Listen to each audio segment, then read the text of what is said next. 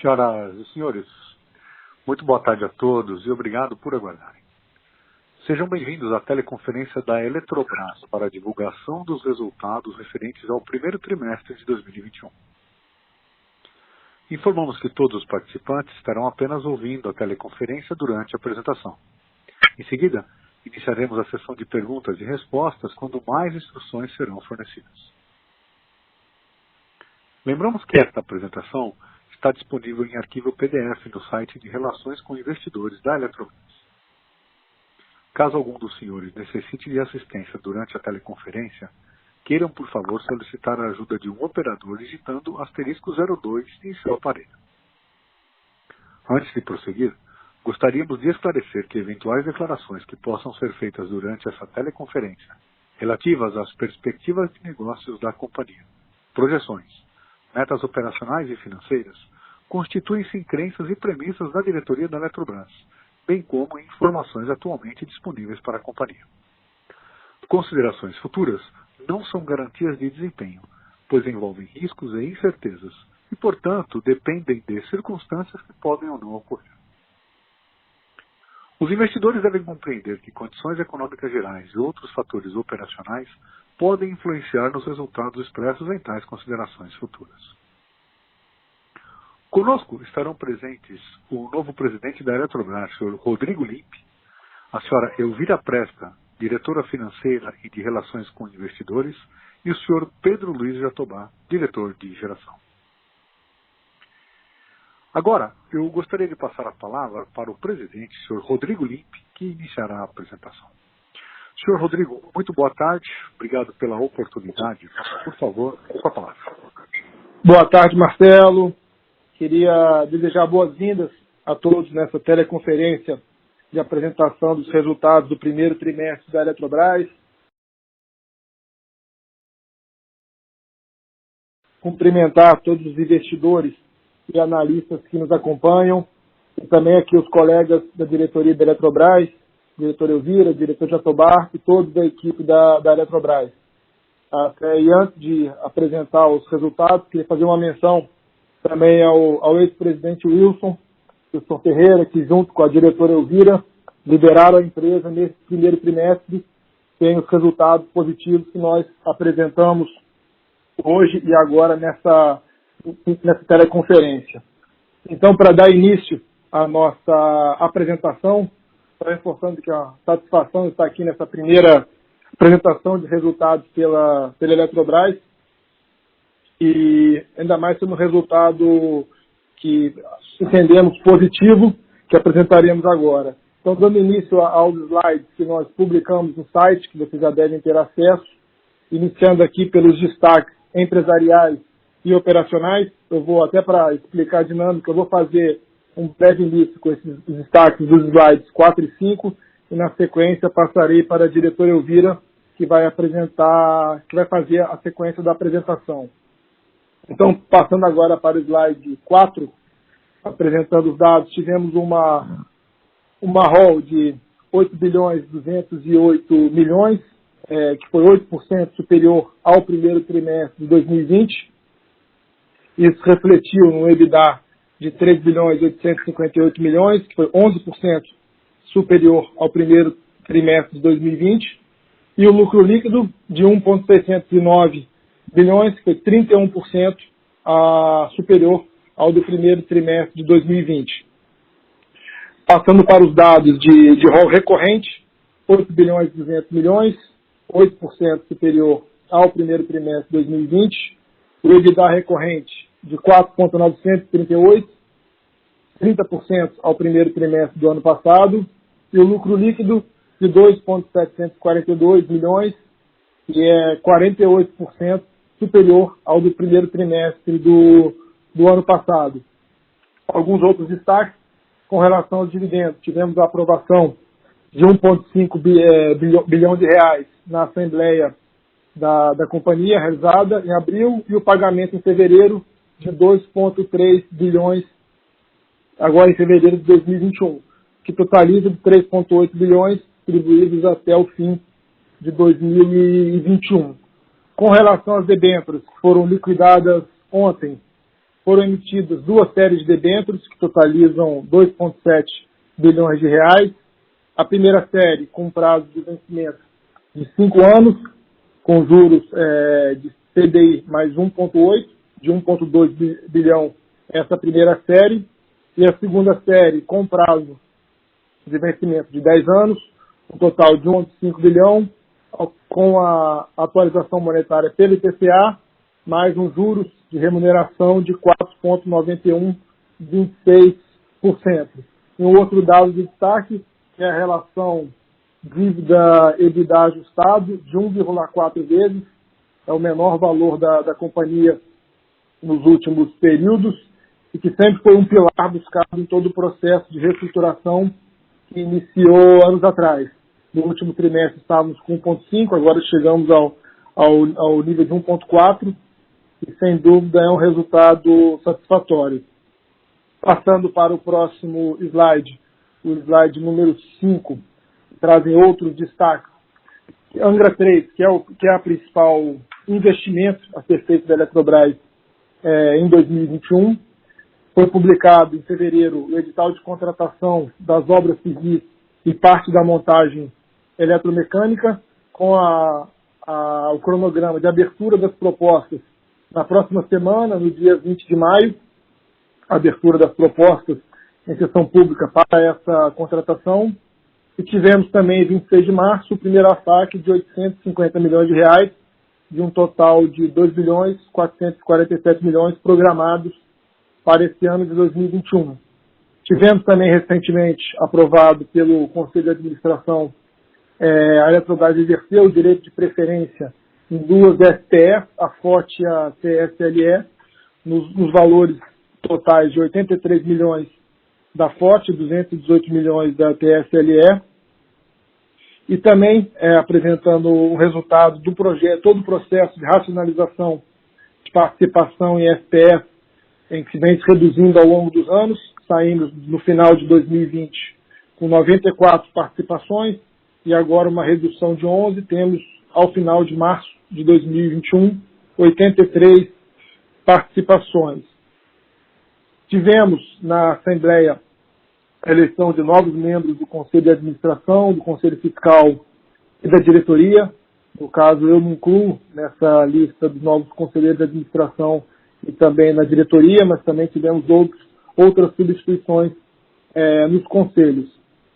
Temos hoje 36% de membros independentes no Conselho de Administração, apenas para dar um panorama da atual composição do Conselho. Sobre a medida provisória 1031, que trata da capitalização da Eletrobras, que foi publicada em fevereiro de 2021, e tivemos recentemente a publicação da resolução do PPI 176, que definiu o papel, algumas atribuições para o BNDES e também para a Eletrobras na realização do processo de capitalização da Eletrobras. O BNDES com a responsabilidade de executar e acompanhar o processo e a Eletrobras com a responsabilidade de fazer o follow-on após todos os trâmites a serem realizados, inclusive a aprovação da medida provisória, que está em fase de discussão e tramitação na Câmara dos Deputados. E um outro fato também relevante de destaque nesse período, que foi o reperfilamento do componente financeiro da RBSE, realizado pela ANEEL, que ainda não, é bom destacar que não tem efeito nesse resultado desse primeiro trimestre, nem no segundo. Os efeitos desse reperfilamento serão percebidos a partir de julho de 2021 e terão efeito principalmente nos 2 próximos ciclos tarifários, entre julho de 21 a junho de 22 e julho de 22 até junho de 23. E houve também um alongamento dessa amortização até 2028. Foi um reperfilamento financeiro. Os direitos econômicos permanecem com os mesmos, com a Eletrobras e com as outras empresas afetadas. Então, esses eram os principais destaques que eu gostaria de colocar. Aí eu gostaria de passar a palavra para a nossa diretora Elvira, que vai fazer a sequência da apresentação, iniciando aqui no slide texto, que é o contexto setorial e econômico. Por favor, Elvira. Obrigada, Rodrigo.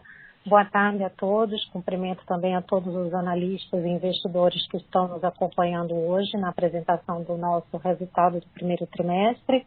Dando sequência, então, aqui no slide 6, acho que nós temos aqui, para começar, a boa notícia, que é esse primeiro gráfico na parte superior do slide, que demonstra que a carga diária ela está crescendo, né? Esse primeiro trimestre, em relação ao primeiro trimestre do ano passado, apresentou um crescimento de 4,3%.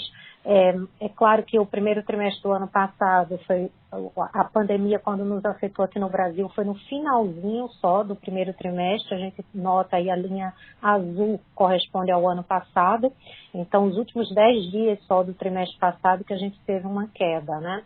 Isso pode ser visto também no gráfico aqui à esquerda, na parte inferior, que mostra o consumo como foi o ano passado. Então, acho que a boa notícia é esse crescimento de carga, né? Lembrando que o ano passado, 2020, em relação a 2019, a gente teve uma queda de 2%.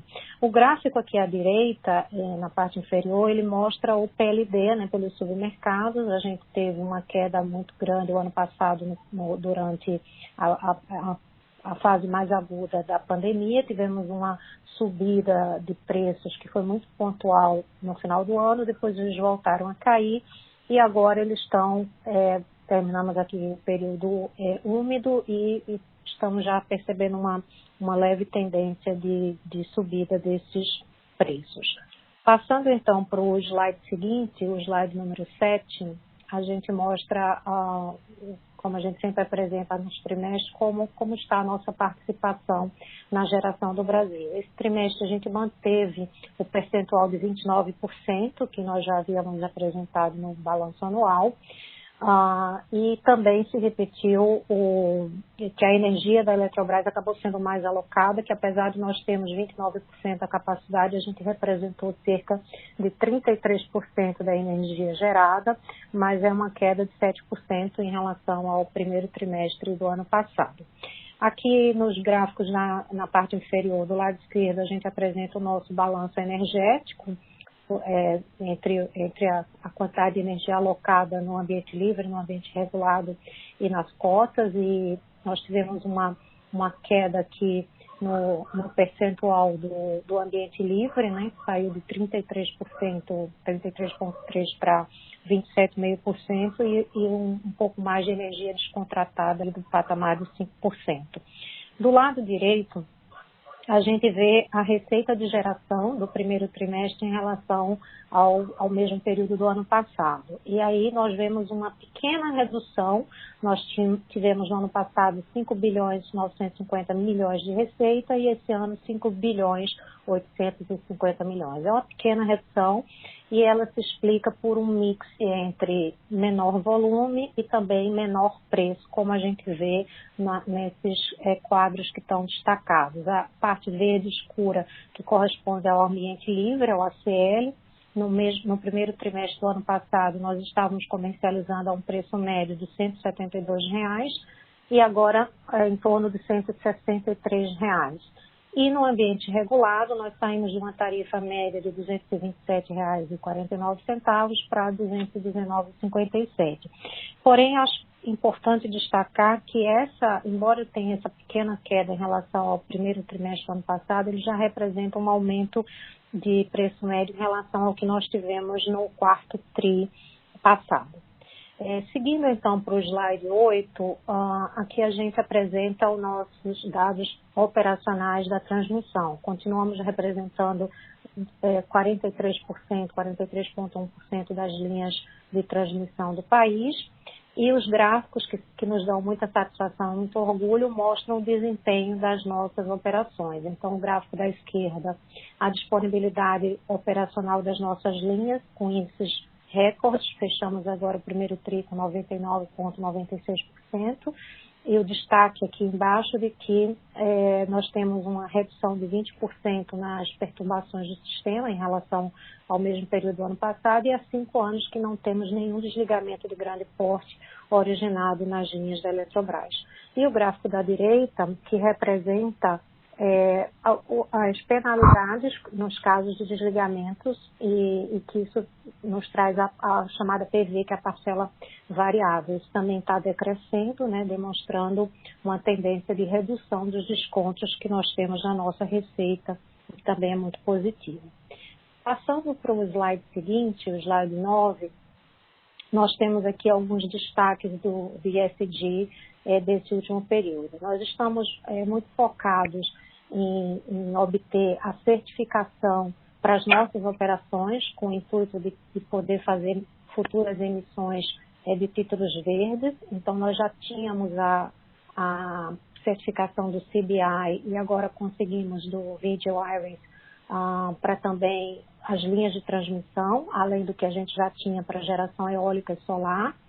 Temos também um trabalho muito forte de engajamento com os nossos fornecedores com relação aos ODS relacionados a mudanças climáticas.